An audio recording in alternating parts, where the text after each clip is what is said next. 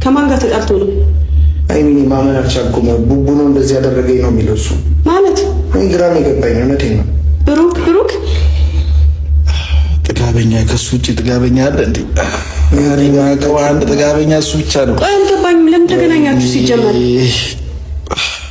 ወይኔ ለምን አገኘኸው? ደውለለት ነው ወይስ ደውለለት ነው የመጣብኝ?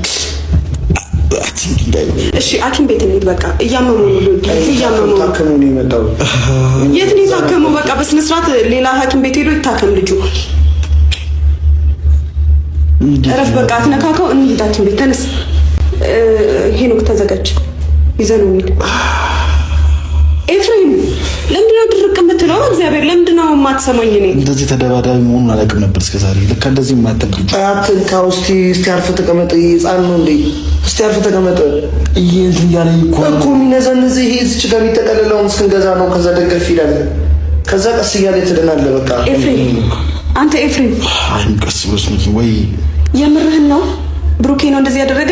አዎ ጥጋበኛ ባልሽ እሱ ነው እንደዚህ ያደረገኝ። እኔ እኮ ግራ ገባኝ። ተገናኝታችሁ ነው አልኩት።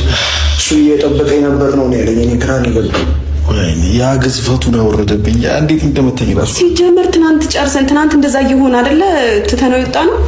ልክ አልነበረም። ትናንትና እኮ ለምን አገኘኸው? ሲጀመር ራሱን ያገኘኝ መጡ።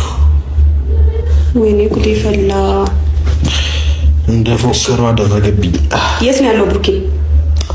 እኔ ቡርኬ እኔ ስለራሴ ጤናዬ ነው እያሳሰበኝ ያለው። አይ ለራሴ ጤና እኮ ለምን እንደዚህ እንዳደረገ ጠይቀዋለሁ። እሱ በኋላ እንጠይቀዋለን። ያው ወንድሜ ላይ እጁን ማንሳት ይችላል። ይመለስ።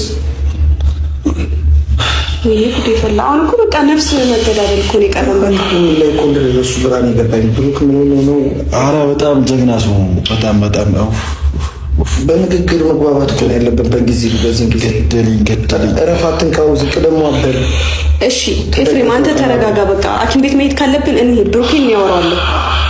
ማውራት ባለብኝ መንገድ እሱን አወራዋለሁ። እሺ ትንሽ እረፍት ላድርግ።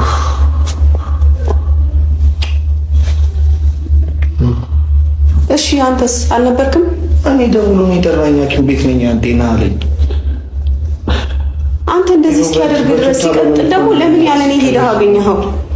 አግኝቶታል። አግኝቼው አይደለም እኮ ነው ራሱ ነው የመጣብኝ። አይ ራሱ መጥቶ ነው እንደዚህ ያደረገ እኮ። ማን ስለሆነ? የኔ ወንድም ላይ እጁን ማንሳት አይችልም።